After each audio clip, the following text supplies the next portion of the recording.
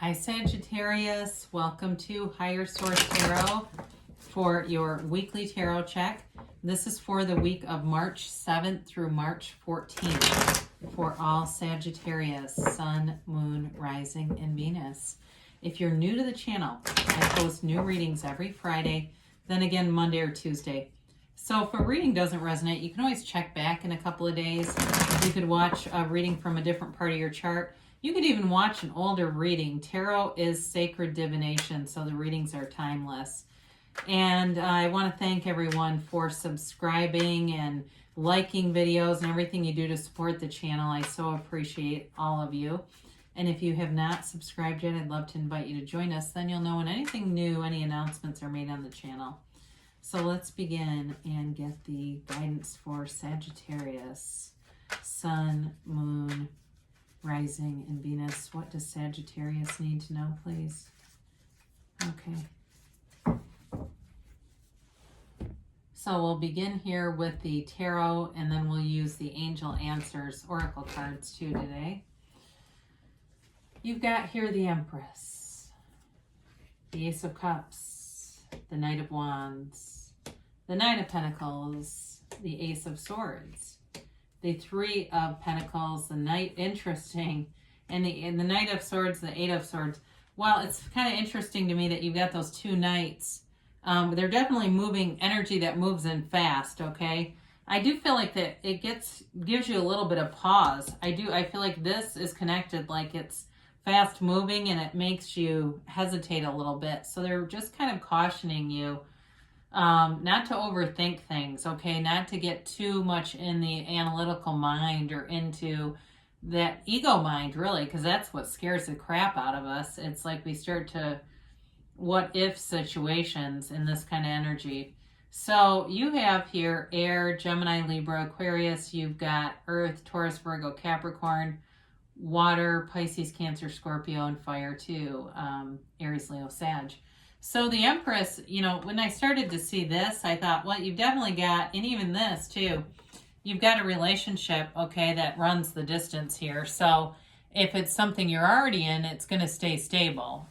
If it's a new relationship, though, there's definitely love here. And the Empress is the mother of the tarot, okay? So she's perpetually pregnant. She is the goddess of fertility. She's ruled by Venus and love. And so whenever the Empress shows up, it shows you that you have a very loving energy around you. It does indicate, too, for anyone who's trying to have a child or even not trying, that fertility can be at an optimal place and when you have this energy. But the thing is about the Empress is she can also be very creative. She finds very creative solutions to things. But she also likes to have fun. You know, this is a card of decadence. It's a card of great wine and delicious meals and things like that. Maybe splurging on yourself a little bit if you go out and want to buy, you know, something new, or you decide you're going to go to a different place to get your hair done or whatever, you know, get your car detailed. I don't know. But whatever that is for you, okay? Because decadence and getting your car detailed don't exactly go hand in hand, but it is about kind of splurging and doing some things for yourself that you might not normally do. And so the Ace of Cups comes in. I do see I don't know why, but a couples massage. So anyway, I don't really want to see more of that. But we've got the Ace of Cups here, and it really is a love that is eternal. It's a never-ending love. So if it's somebody new, you're going to meet this person, and I feel like it takes off like gangbusters. It's like you feel like you've known them forever. It's really unconditional, but it's like feeling very comfortable around this person, not having to really do, you know, put on airs. So even if you do something for yourself with the Empress, it's not because you feel insecure around them. And you know what I mean? You don't need to do it. You just do it because you want to.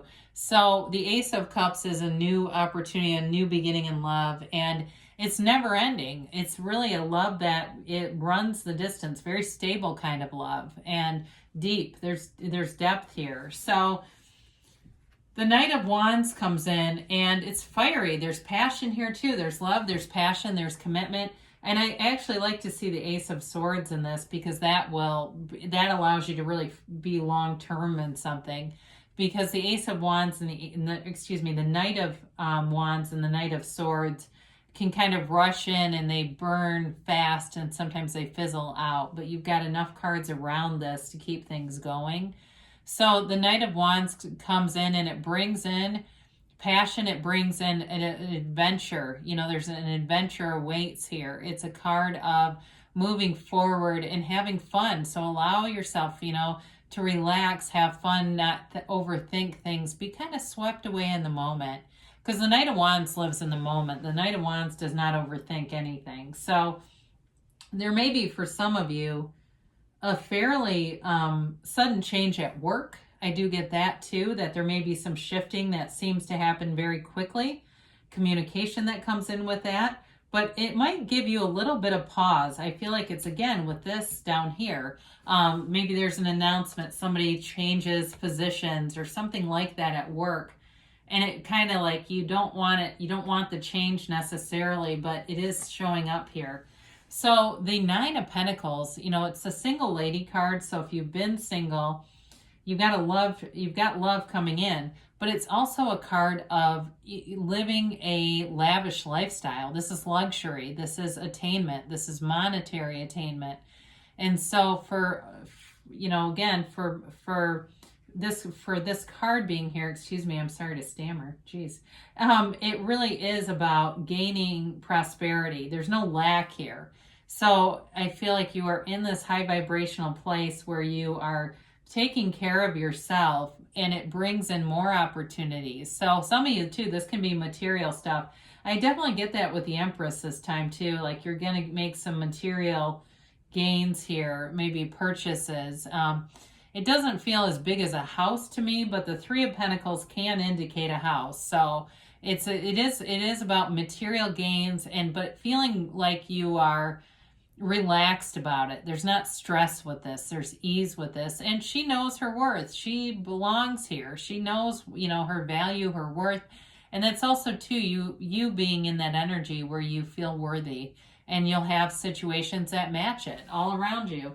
So I mentioned before, I like to see the Ace of Swords here, because not only is it communication and clarity, especially with the 8 showing up, it gives you the staying power. Any goals you set here, you're going to stick with them. This is not starting a diet and 2 days later, you know, eating a bunch of Swiss cake rolls. It's like you're able to run the distance and really be focused. This is like laser focused. So any projects that you're taking on, you're going to be able to see them very clearly with this energy.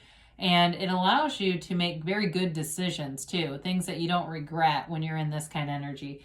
Again, communication though too is clear, so that helps too, doesn't it? So the Three of Pentacles is a card of working together. It's building things up together. It's building a foundation. And so in a relationship, it's all about having a vision, moving forward. You may be making plans with someone for the future and talking about, you know, as the pandemic subsides and things get better, you know, handled, that you'll be going to maybe somewhere overseas together, or, you know, really being in a place though where it's not lack conscious, it's more focused and happy. You know, it brings in harmony, it brings in collaboration. At work too, you've got nice collaborative energy here. So if you do have a change at work that you're not completely in love with, I do feel like you've got collaborative people around you, and you kind of just get into the flow of it. It doesn't take long.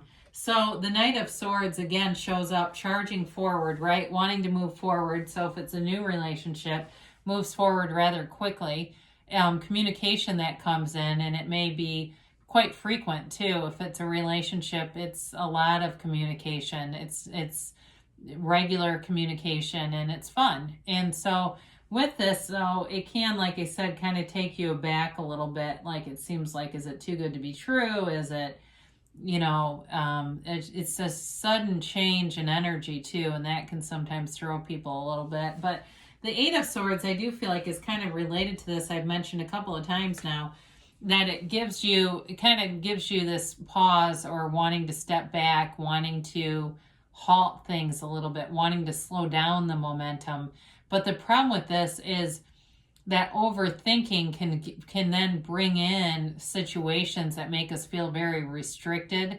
And so I'd say just go with it, meditate, allow your mind to be open, because this is a very closed off mind, and or even a very busy mind. You know, we've got all these swords around it, so it can be the mind of someone that's overly active. So meditate, quiet your mind, and allow yourself to walk free of this energy limitation.